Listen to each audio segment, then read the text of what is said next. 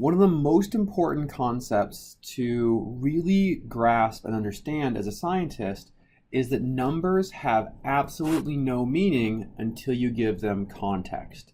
And that context comes in the form of a unit. So for example, if I tell you that my weight is 100, that just doesn't mean anything.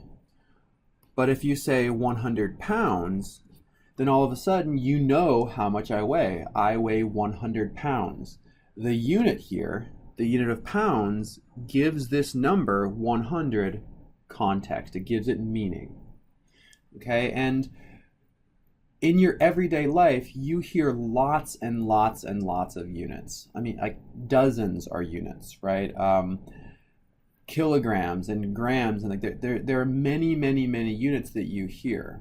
And as a scientific community, we've reached a point where we recognize that there were so many different units that were being reported in the scientific literature that we needed to standardize things or normalize things.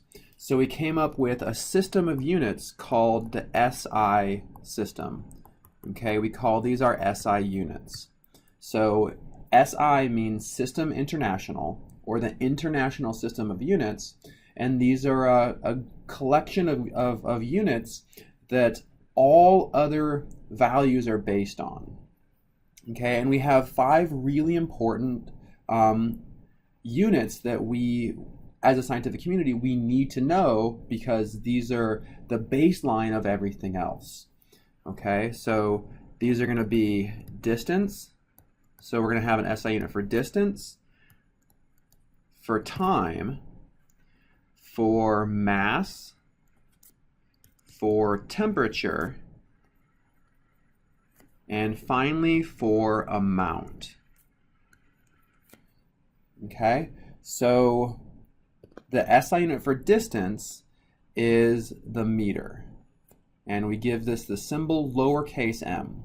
The capitalization is important here. This is a lowercase m. The SI unit for time is the second. And again, this is lowercase. This time it's s. Mass is the only SI unit that has a prefix. The SI unit for mass is the kilogram. It's not the gram. That's a very common mistake.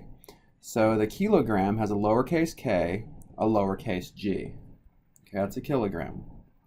The SI unit for temperature is not what you might think. You might think it's degrees Celsius or degrees Fahrenheit, but in fact, it's what's known as the absolute temperature, which is Kelvin.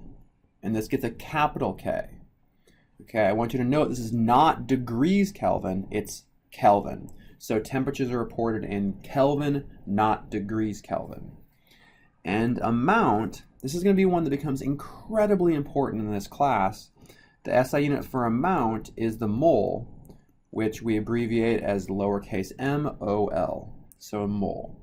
So these are your 5 SI units that you really need to know. Okay, all other units are going to be based on these 5 units.